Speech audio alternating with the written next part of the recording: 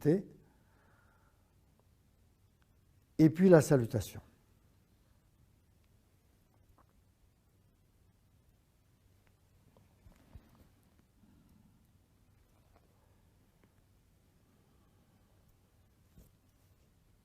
Le salut est un geste très important.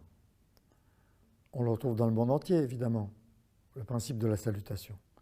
Mais on peut dire aussi que c'est le premier mouvement de yoga. Ça s'appelle d'ailleurs l'Anjali Hasta. Le yoga qui existe depuis 4500 ans et qui est la racine de tout ce que nous pratiquons ici et que le Bouddha, en quelque sorte, a parfait dans la posture de méditation.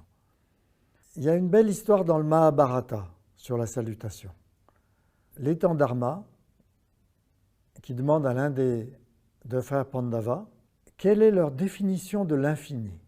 Et l'un des frères répond, ce sont mes deux mains jointes, mes deux mains en une seule.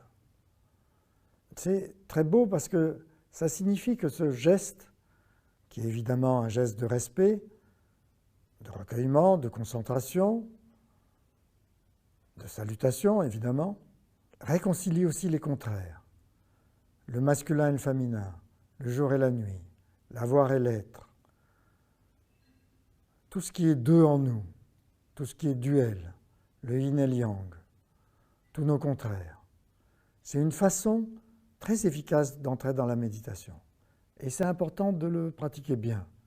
Deux mains bien jointes, bien posées, une inclinaison du corps avant de prendre la posture et d'entrer dans la méditation elle-même.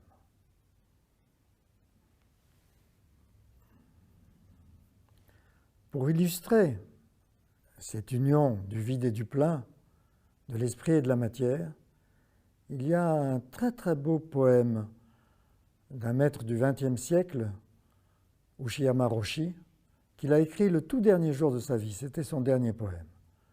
Il est magnifique. Le voici.